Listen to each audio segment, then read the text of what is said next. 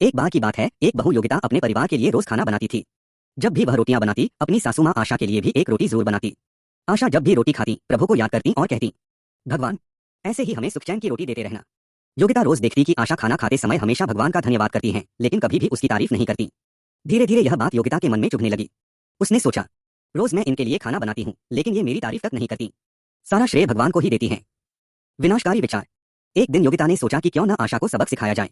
उसने खाने में चूहे मारने की दवा मिला दी और मन ही मन बोली, अब देखती हूँ ये भगवान को धन्यवाद कैसे देती हैं।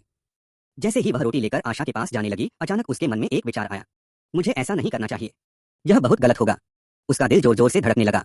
उसे पछतावा हुआ और उसने वह जहरीली रोटी कूड़ेदान में फेंक दी। फिर उसने दोबारा साफ सुथरी रोटी बनाई और आशा को खाने के लिए दे दी। ईश्वर की लीला।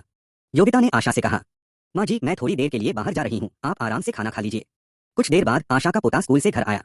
दादी को खाना खाते देख वह भी उनके साथ बैठ गया और कहने लगा, दादी, मुझे बहुत भूख लगी थी, इसलिए मैंने भी आपके साथ खाना खा लिया। थोड़ी देर बाद योगिता घर लौटी। बेटे की बात सुनकर वह सन्न रह गई। उसके पैरों तले जमीन खिसक गई। वह सोचने लगी, अगर मैंने वो जहरीली रोटी आशा को दे दी होती तो आज मेरा बेटा भी उसी के साथ खा लेता। उसकी आंखों से आंसू बहने लगे। उसे अपनी गलती का एहसास हुआ। वह दौड़कर आशा के पास गई और उनके पैरों में गिर पड़ी।